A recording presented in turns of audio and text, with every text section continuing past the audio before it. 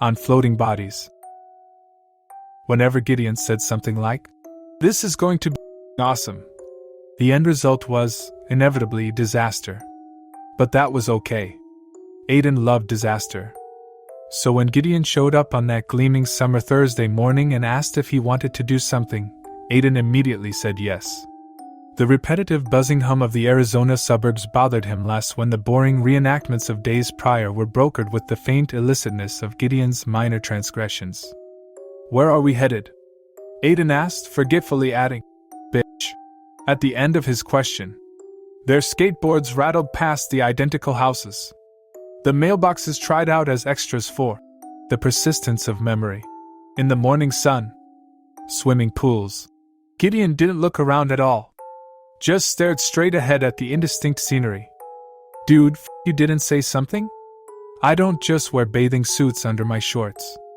"We aren't swimming. Then what about pools?" Gideon did a kickstop and then skated off, faster than Aiden could, without looking to see if he was following, without saying anything. "God. Hate you, dude." He sped up, chasing his friend's rapidly disappearing frame. They rode to the bus stop. When the bus came, late and already crowded, they shuffled in, slipping in between the crowd to maneuver to the back. "Fucking hate riding the bus, man," mumbled Aiden. "Ugh. It was better before the routes got slashed to save money. They blame it on unions and pensions, but that's not it. It's this economy, man. It's not the economy. Everybody says that. Like these bus driver pensions are going to bankrupt the whole world. Because retired bus drivers live a life of unimaginable luxury. Right?" laughed Aiden. "Dudes drove buses for like 30 years. Buses. For 30 years. And then they retire and then the company starts complaining about their pensions? Dude, they knew how much the pension was going to cost. And so did the bus drivers. That's why they were bus drivers. This economy, though. Hate it when people say that. Because the economy got messed up, we should be fine with no pensions? No savings? No security? No jobs? Because why? Were those gifts, and we should have been grateful. But the fucking rich white dudes on top, no offense. None taken.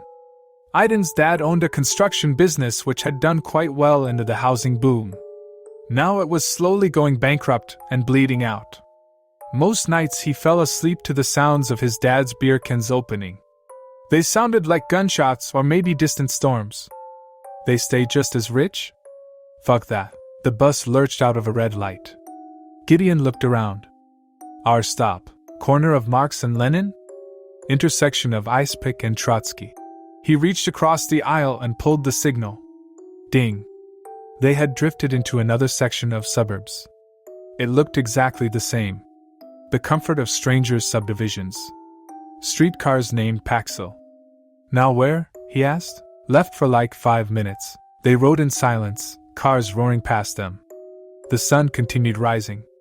They had turned down Elmore Avenue with its no outlet sign and neighborhood sign, Shepperton Estates, and Gideon pulled up on his skateboard. Before the two of them was a long, blank street of identical houses. This, motherfucker, this is what we are doing today. Every single house on this block was foreclosed. And every single one has a completely empty swimming pool. The houses stood, open and abandoned. Some had for sale signs still, crooked in the glaring light.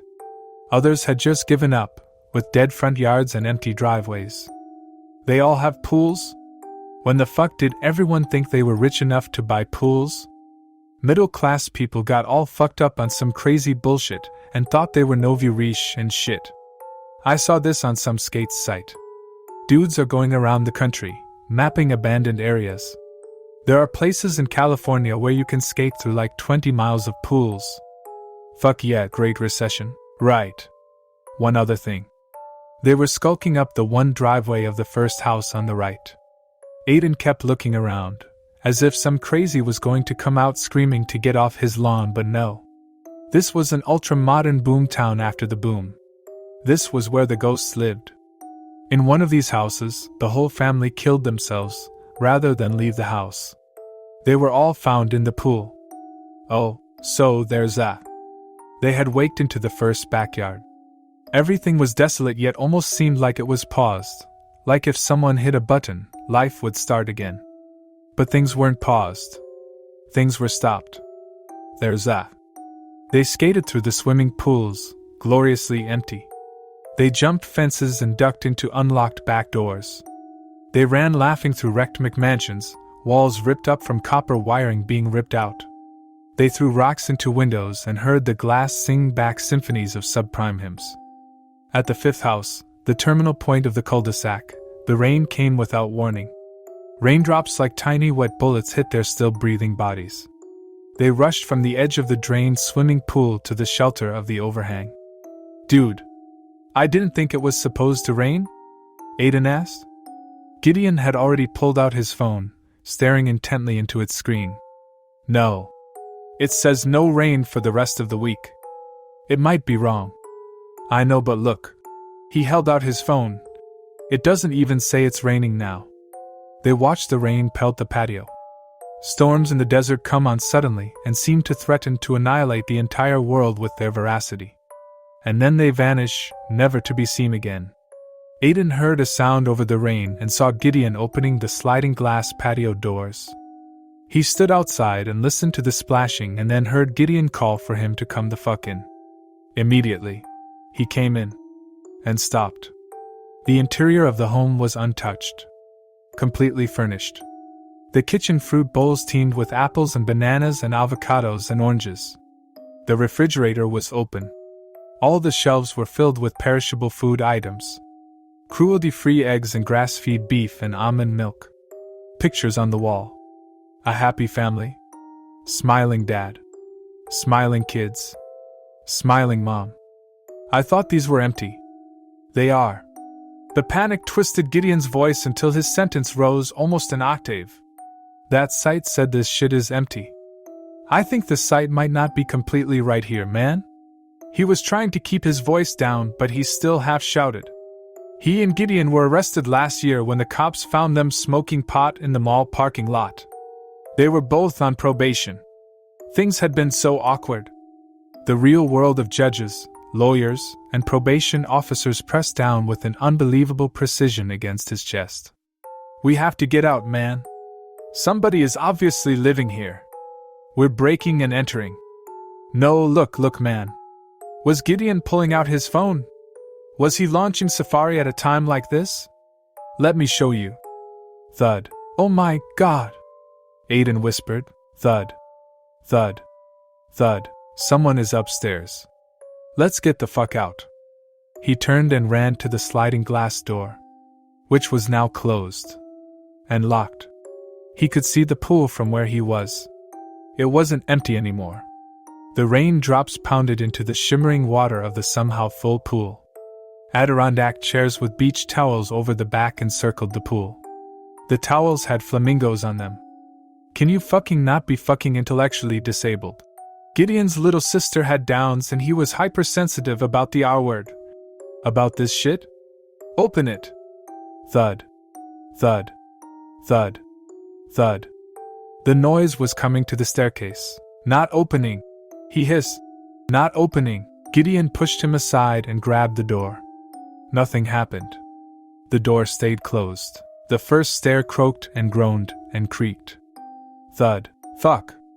Gideon ran into the kitchen and grabbed a stool and hurled it at the door. Aiden covered his face, and the stool bounced back and clattered on the tile floor. "Fuck," Gideon said. "Oh," and a body bounced down the staircase. "Oh my God!" The body barely resembled a body.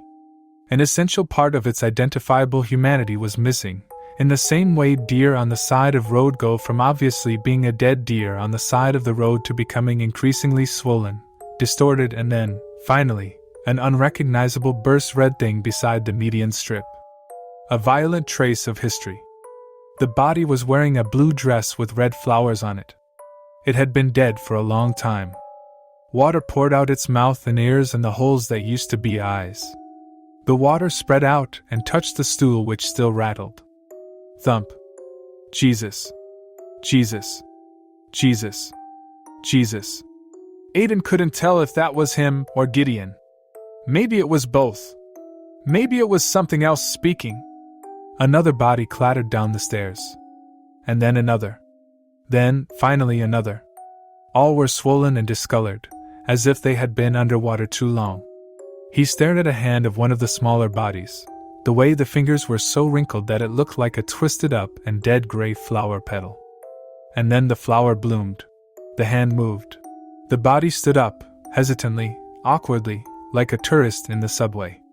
Unsure of where to walk or perhaps even how, the thing moved side to side. Fetid waters gurgled out from its feet. It pushed limp and wet blonde hair, matted and foul-smelling, away from its face. Whatever it used to be, it had long stopped being. The other three bodies had risen. They leaked and squelched and moved with a hideous slowness. Aiden lost all sense of himself. He couldn't turn and look at Gideon. Was he even alive anymore? Had he hit his head and bled out in an empty pool? Was this hell? Was this a desperate hallucination in his dying brain? The drowned things surged, all at once, as if they had latched onto a secret undertow, and were being pulled by an invisible ocean. The bodies smelled of drowned cities and flooded worlds. They smelled of forgotten wet horrors. The father thing brushed against him. He could smell it. He was touching it. The father thing's body was full of water and collapsed with contact, like blackened and rotten fruit. It groaned. Water ran from his toothless mouth, down his ruined and twisted neck and onto Aiden's vans. Somehow, the door had opened, and they left the house and walked out, past Gideon and Aiden and onto the patio. Watery trails followed them. The two watched from the kitchen, in the shadow of the stainless steel refrigerator, in the valley of the Viking Range, in the bosom of the god of the material world, as the parade of the dead reached the pool. At the edge of the pool, the malformed pressed mutilated arms against deformed stumps. They stepped down, slowly, into the shallow end. And they began to make the terrible noise. The noise penetrated into the house and reverberated in Aiden's ears. It was the sound of guilt. Of hunger, horror, fear, revulsion and nausea at the world.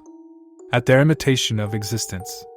The screaming sounded like something Aiden had heard before, but he couldn't remember. He couldn't remember anything. They walked into the water. The screams grew louder. The raindrops pounded into their faces, their cheeks. Chunks ripped off and splashed into the shallows. And then Aiden saw the change. The deeper they went into the water, the more the decay faded from them. The boy had eyes again, instead of holes. The mother's lips turned red from gray. The father's torn and flooded clothes resembled khakis, an Oxford shirt. The girl was suddenly awkward and tall and possessor of an immense and awful sadness that there was never to be anything else. The family moved into the pool and the waters rose into them. The waters poured into their open mouths. The screaming stopped as their mouths filled and they sank. Their arms and legs kicked, even after minutes underwater. The parents held the children down when they tried to swim away, and then, nothing. Bubbles stopped escaping from their mouths. The screaming. Aiden finally recognized the screaming. It was the same noise he would make in his dreams. The dreams he always forgot about upon waking. The dreams where he died. The rain had stopped, like it had never been. The patio was dry and glimmered in the desert heat. The pool was empty, as drained as it had been before. The family was gone. Aiden finally looked at Gideon. Gideon was crying and he realized, surprised, that he was too. "Let's get the fuck out of here. Fuck this forever." Gideon's words echoed over the broken tiles through the empty house with its broken windows and cracked doors and giant aching holes on the walls where pictures should be of happy families, smiling for the camera.